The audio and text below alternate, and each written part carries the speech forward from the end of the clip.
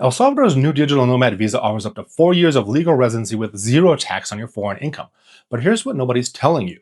Choosing the wrong El Salvadorian city could leave you feeling isolated, struggling with infrastructure, and burning through your savings on overpriced tourist traps. Today, I'm breaking down 3 cities you actually need to know about. And as a scuba instructor, number 3 is my personal favorite.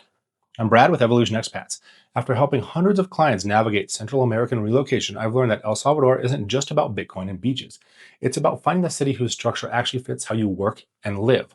Some cities will accelerate your productivity and joy, others might burn you out. So let's make sure you pick the right one. As an expat, you've probably heard of San Salvador. Today, we're breaking down why it's the top destination for serious remote workers and why some people absolutely hate living there. You'll learn why the capital city costs 30% more, but might save you money long term. Which of the mountain suburbs in San Salvador have the best infrastructure, and which beach towns nearby are where you'll want to go when you want to go for surfing. Our second city is Santa Tecla, the suburb that locals consider the safest and most livable in the entire country. And the third city, it's a beach town that inspired a president to make Bitcoin legal tender, but I'm keeping it a secret until the end.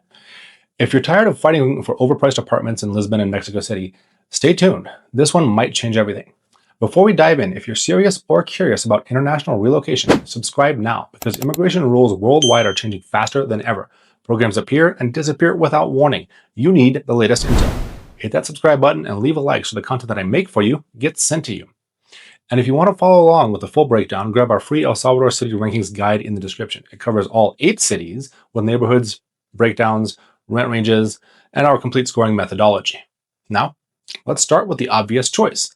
San Salvador is El Salvador's capital and largest city. It is home to the country's best infrastructure, the largest expat communities, and the most developed business environment. If you need reliability above all else, this is your choice. San Salvador scores 40 out of 50 in our system. Let's break that down. The cost of living scores 7 out of 10. San Salvador is the most expensive city in El Salvador, but that's relative. A one-bedroom apartment in a desirable neighborhood like San Benito runs $500 to $700 per month. Your total monthly budget, including rent, food, co-working, and entertainment, will land between $1,500 and $2,200 depending on how you like to live. That's roughly 40% less than comparable neighborhoods in Mexico City or Medellin. The catch is you're paying a premium compared to other Salvadorian cities. If budget is your primary concern, then stay tuned. Infrastructure in San Salvador scores a 9 out of 10. This is where San Salvador really earns its spot at the top.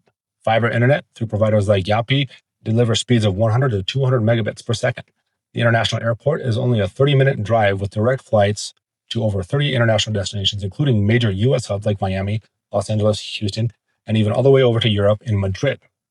The healthcare is the best in the country. Private hospitals like the Hospital de Diagnóstico and the Hospital de la Mujer have English-speaking staff and meet international standards. Co-working spaces are scattered throughout the business districts, and you'll find reliable cafes with fast Wi-Fi in every upscale neighborhood. For the visa pathway, it scores a 10 out of 10. All of the immigration processing for the country happens here. The main immigration office handles the digital nomad visa applications with typical processing times of around 45 days. You won't need to travel anywhere else for the paperwork, the renewals, or any residency questions that you have. This alone saves significant time and headache compared to living in the other cities. For the expat community, that scores an 8 out of 10. San Salvador has the largest concentration of expats and digital nomads in the entire country. The San Benito neighborhood is the cultural hub with art galleries, restaurants, and networking events. Escalion attracts business professionals and family. Santa Elena has the diplomatic community, including the United States Embassy.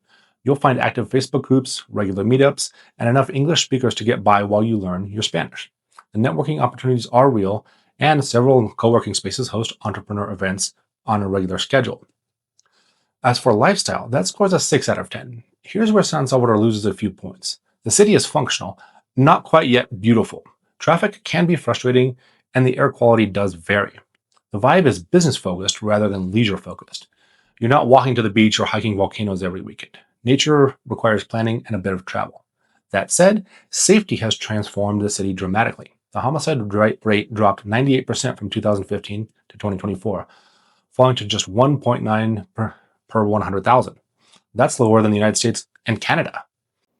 Still, San Salvador doesn't offer the lifestyle magic that draws people to Central America in the first place. If you want beaches and adventure, you'll be driving at least an hour to your destination. So, who should choose San Salvador? Professionals who prioritize infrastructure. networking, and convenience over lifestyle. If you have frequent video calls, you need reliable healthcare access, or you want the largest possible social scene, this is your city. Who should skip it? Anyone seeking the digital nomad dream of working from paradise. San Salvador is practical, not romantic. But let's talk about a city that gives you the San Salvador benefits without the San Salvador hassles. Santa Tecla sits just 15 kilometers west of San Salvador, technically part of the metropolitan area, but with its own distinct character. It's where the wealthy Salvadorians live when they want the quality of life without leaving the capital region.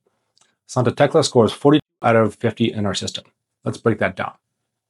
The cost of living scores 8 out of 10. Here's where Santa Tecla pulls ahead. A one-bedroom apartment in a safe central area runs $350 to $500 per month. Your total monthly budget lands between $1,200 and $1,800. That's meaningful savings over San Salvador. And you're getting a nicer day-to-day environment. Groceries and dining are comparable to the capital, but the housing costs are really where it shines. Infrastructure scores an 8 out of 10. Santa Tecla shares San Salvador's infrastructure backbone. Fiber internet is readily available. The airport is actually closer than from many of the San Salvador neighborhoods, around 15 to 20 minutes depending on traffic and how fast you like to drive.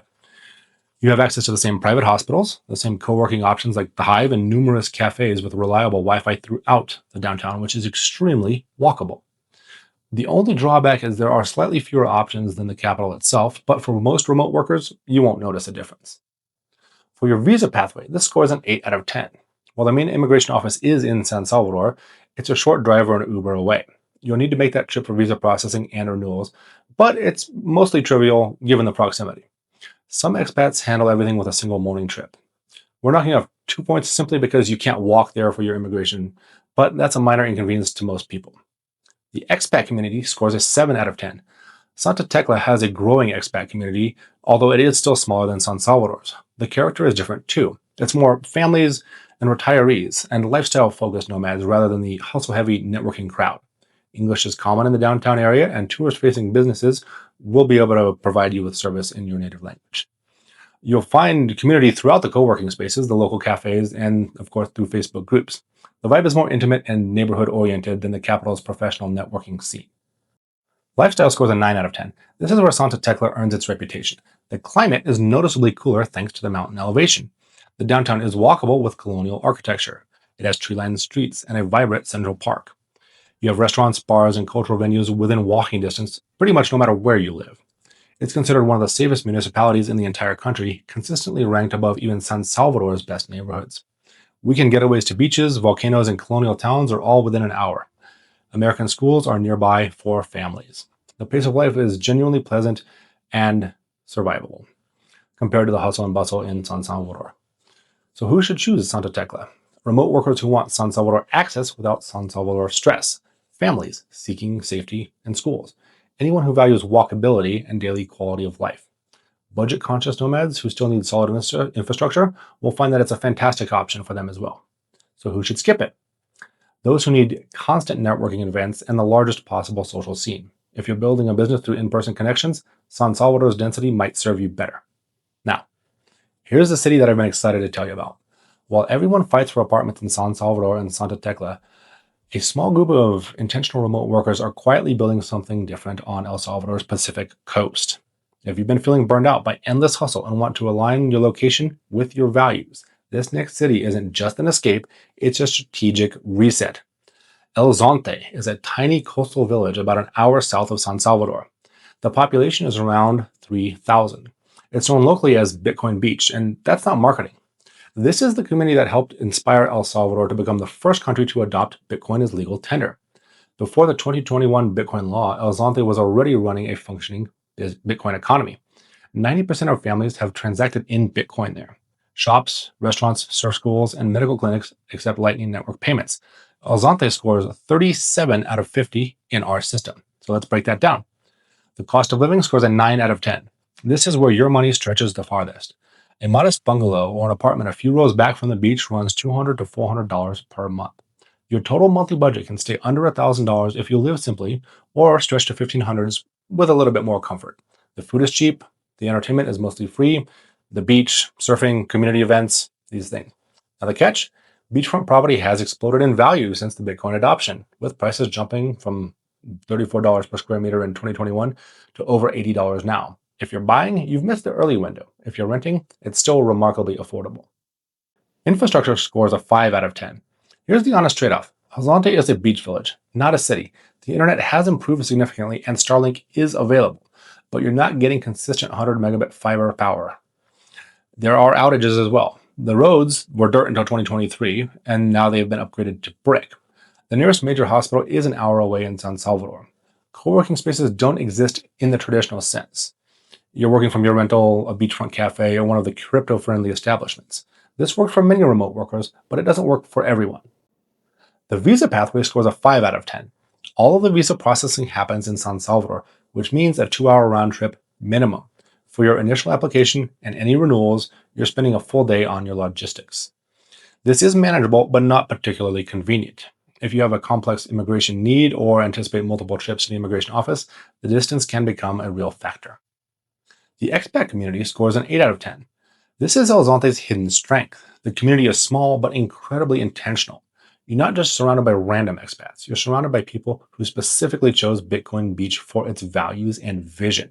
The overlap between crypto enthusiasts, surfers, and digital nomads creates a unique social environment. Everyone knows everyone. Community events happen organically. The Bitcoin Beach organization runs education programs and community initiatives. If you want a genuine connection rather than networking, El Zonte delivers something rare. For lifestyle, it is a 10 out of 10. El Zonte is a paradise as much as anywhere in the world.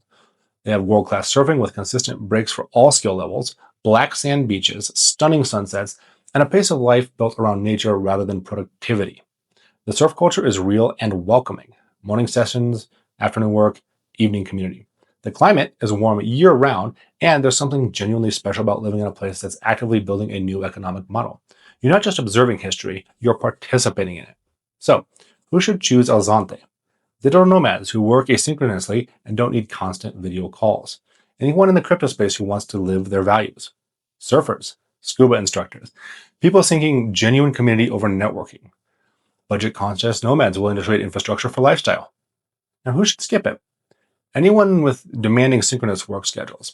If you're taking calls with clients in European time zones, the infrastructure limitations will frustrate you.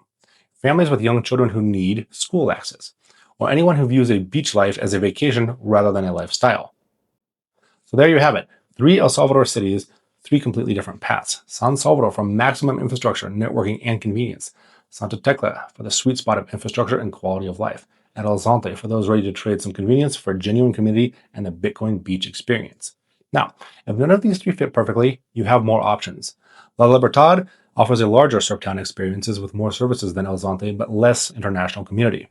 Suchitoto gives you the colonial charm and an art scene on a lake. It's perfect for creatives seeking inspiration. San Miguel is El Salvador's eastern hub with the lowest urban costs, but fewer expat amenities. Antigua Cuscatlan is the upscale San Salvador suburb if you want even more safety and polish than Santa Tecla. And Santa Ana, the country's second largest city, offers coffee region access and colonial architecture at a lower price than the capital. If you want the complete breakdown of all 8 El Salvador cities our clients have found homes in over the years, complete with comparison tables, a full scoring methodology, grab our free El Salvador City Rankings guide. The link is down below. And if you haven't seen it yet, watch our complete guide to El Salvador Digital Nomad Visa, where we break down eligibility requirements, the application process, the income thresholds, and how to actually get approved. I'll link that in the description and the card over here as well. Remember, the right information makes it all possible. I'm Brad with Evolution Expats, and I'll see you in our next video.